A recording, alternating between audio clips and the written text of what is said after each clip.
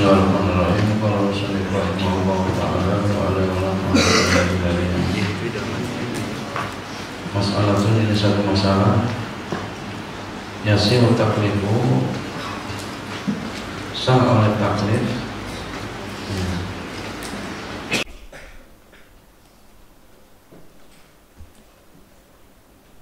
wa yujadu, dan didapati makluman, didapati taklif itu hal tentunya oleh seorang mukallaf, ya. Lil ma'muri, bagi yang diperintah, bagi yang diperintah, orangnya yang diperintah. Israhu ya adalah artinya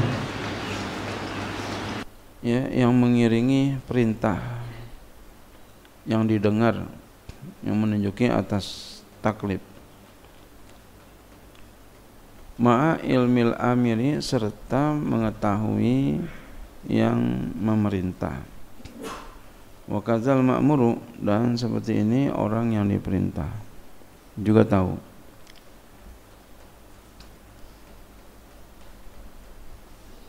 Fil azhari, pada pendapat yang lebih kuat, mengetahui apa? Intifa'a syarti uqu'i, ketiadaan syarat terjadinya, artinya syarat terjadi yang diperintah. Ma'mur bi, jadi ada amir, ada ma'mur, ada ma'mur bi. Kalau amir itu orang yang memerintah, ma'mur bi, ma'mur orang yang diperintah, ma'mur bi sesuatu yang diperintah. Inda waktihi, ketika waktunya. Contoh, ka'amri rajulin, seorang laki-laki yasumu bisaumi yaumin ulima mautuhu qablahu,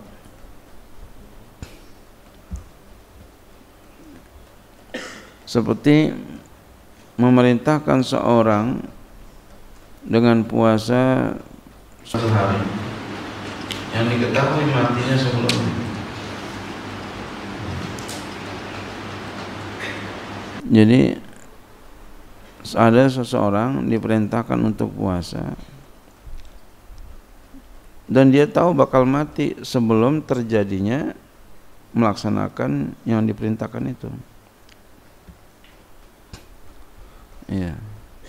Ini masalah ini nih namanya ini apa nih? Taklif. Ya. Sah taklif yang model seperti ini. Ya. Padahal dia tahu bahwasanya dia bakal mati besok, ya umpamanya besok dia bakal mati, tapi dia ditaklif besok, ya, untuk melakukan ibadah. Nah, itu taklif seperti itu sah. Kenapa? Karena taklif ini sifatnya menurut pendapat ini adalah menguji seorang mukallaf. Tadi kan contohnya itu dicontohkan memerintahkan seseorang puasa satu hari yang diketahui dia matinya dia sebelumnya.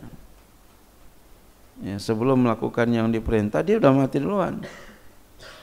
Tapi dia diperintahkan untuk melakukan puasa.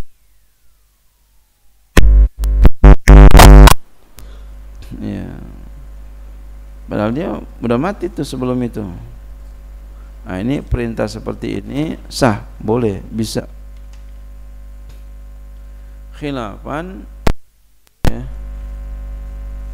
lil imamil haramain, khilafan li imamil haramain wal mu'tazilah, berbeda kepada imam haramain dan mu'tazilah, mengatakan taklif yang tadi begitu enggak sah. Kenapa bedanya bagaimana tuh? Imam haramain ya, dan mu'tazilah itu adalah taklif itu adalah perintah yang seperti itu imtisal, melaksanakan perintah. Ya,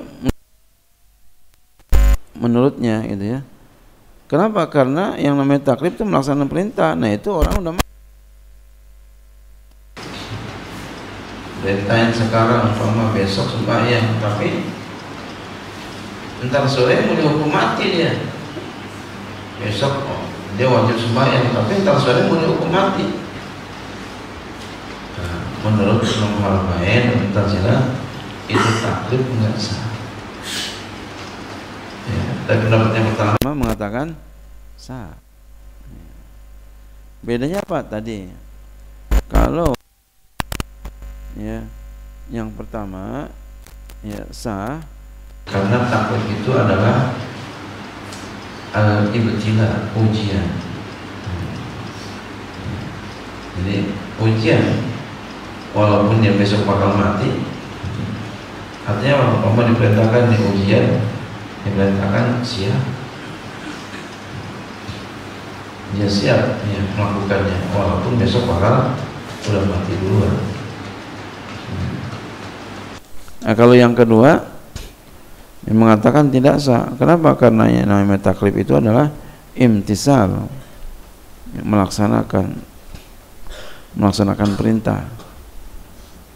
Nah, orang udah mati bagaimana?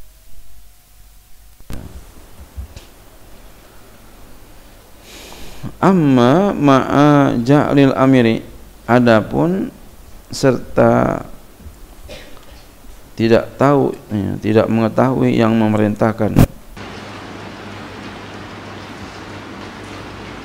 ya, serta tidak mengetahui yang memerintahkan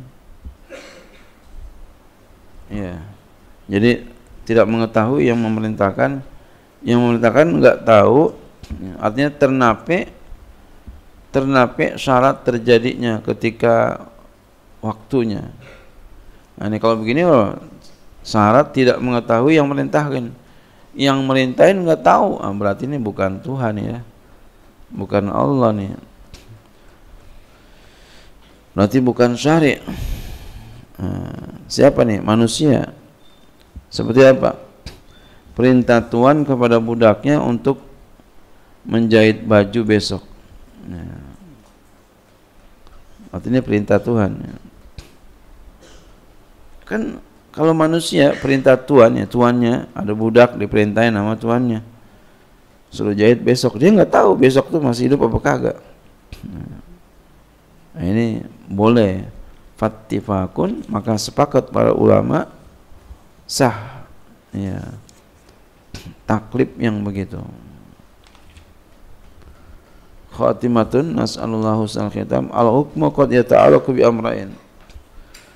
Hukum kadang berkaitan dengan dua perkara atau lebih bahkan, ala tartibi ya, atas yang tertib.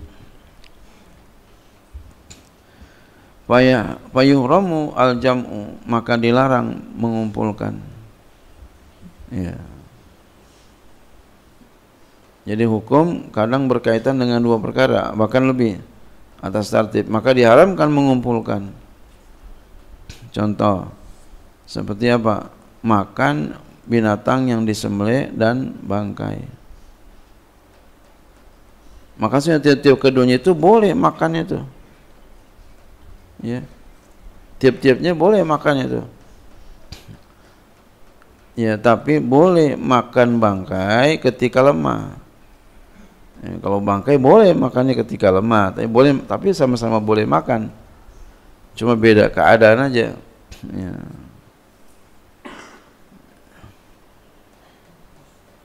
Ya. Maka haram mengumpulkan di antara keduanya karena haram bangkai ketika dia mampu. Jadi kalau mengumpul keduanya artinya ada dua-duanya. Ada bangkai, ada hewan yang disembelih, ada dua. Maka yang bangkai enggak boleh dimakan. Kenapa? Karena ada yang disembelih. Kecuali yang disembelih enggak ada, buat makan-makan yang lain enggak ada. Kalau dia enggak makan mati, ada bangkai boleh. Itu dikatakan diharamkan mengumpulkan keduanya.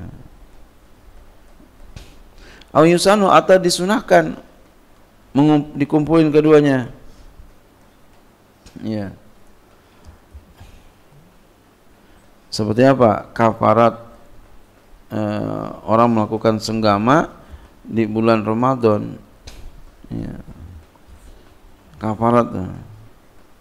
Kan itu kafaratnya kan ada membebaskan budak. Ya, ada pertama membebaskan budak, kemudian puasa 2 bulan berturut-turut, kemudian memberi makan. Ya. Kalau nggak mampu kita kasih makan, bebasin budak, maka kita puasa 2 bulan berturut-turut. Kalau nggak mampu kasih makan orang. Ya.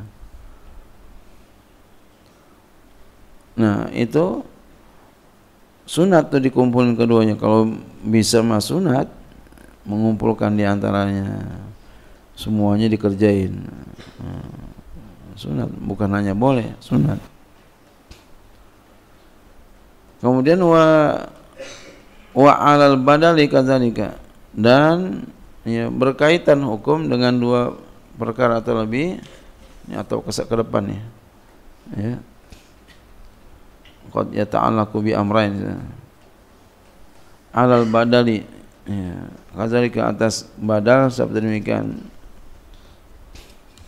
Jadi apa? Haram mengumpulkan seperti mengumpulkan 2 perempuan, adik sama empuknya.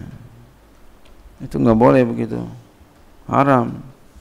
Nah gantiin boleh, empuknya mati ganti sama adiknya, namanya apa? Turun ranjang, itu boleh. Mau dikumpulin nggak boleh dua-duanya, apalagi kembar. Ya, dua-duanya dikawinin itu ya, itu haram, nggak boleh begitu. Terus habis katanya kalau nggak dikawinin dua-duanya ntar sakit yang satu, tetap nggak boleh. Jadi harus satu-satu. Wallahu a'lam bishawab. Al-kitabul awwal.